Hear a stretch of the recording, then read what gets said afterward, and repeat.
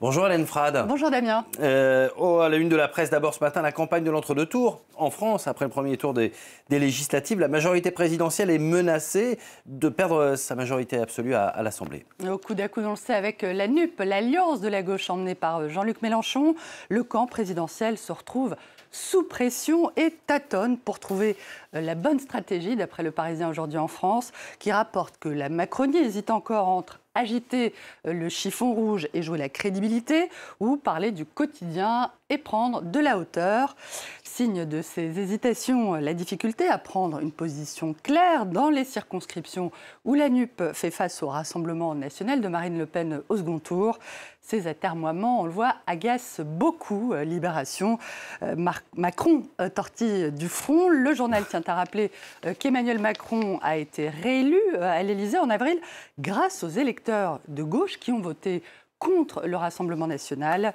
Le désordre dans le mot d'ordre indigne aussi Mediapart. Les macronistes aiment bien donner des leçons de morale aux autres. C'est même à ça qu'on les reconnaît. Le site d'info fulmine contre la mauvaise foi du camp présidentiel qui a fait savoir qu'il ne soutiendra aucun candidat du Rassemblement national, tout en indiquant qu'il ne s'agissait pas d'une consigne nationale, mais au cas par cas, à condition que le candidat de la NUP ne soit pas anti-républicain.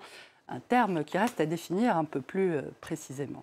Et pendant que sa majorité cherche la parade à la NUP, Emmanuel Macron est donc en déplacement, on le disait, en Roumanie et en Moldavie, deux pays limitrophes de l'Ukraine. Alors que les quotidiens allemands et italiens évoquent une prolongation de cette visite à Kiev, l'Élysée, cité par l'opinion, refuse de confirmer. Ouais. Le journal relève qu'il ne restera alors plus que 15 jours à Emmanuel Macron s'il veut aller en Ukraine en tant que président de l'Union européenne.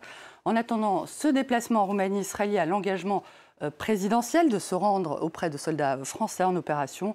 En l'occurrence, 500 soldats déployés près d'un port sur la mer Noire dans le cadre du renforcement du front oriental de l'OTAN.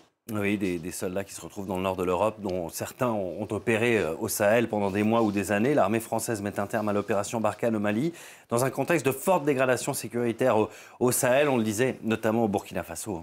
Après le massacre ce week-end de près de 50 civils à Seitenga, dans le nord du pays, le gouvernement burkinabé a décrété 72 heures de deuil national. Un deuil national de plus, relève Ouakhatsera, alarmé en effet par la multiplication des attaques djihadistes au Sahel. Paradoxe des paradoxes, ce sont ces attaques terroristes qui ont servi de déclencheur à la prise de pouvoir des nouveaux maîtres de Ouagadougou, souligne le site d'info burkinabé, qui se demande ce qui manque à cette junte militaire pour sortir le Burkina du gouffre sécuritaire. Ouakhatsera qui fustige par ailleurs la décision de la junte malienne de se retirer du G5 Sahel, de contraindre Barkhane à se désarticuler au Mali pour se réarticuler ailleurs, alors que la force française vouée aux gémonies, accablée des 7 péchés capitaux, était jusque-là un épouvantail pour les djihadistes dans la zone des 3 frontières. Où va le Burkina? Le quotidien Le Pays s'inquiète aussi de ce que plusieurs mines industrielles soient aujourd'hui dans le viseur de ces groupes armés qui ont déjà fait de centaines de sites de production d'or leur chasse gardée, aggravant ainsi encore un peu plus la situation économique du Burkina Faso qui est déjà extrêmement dégradée. Et à propos du continent africain, Hélène, on en parlait dans le journal.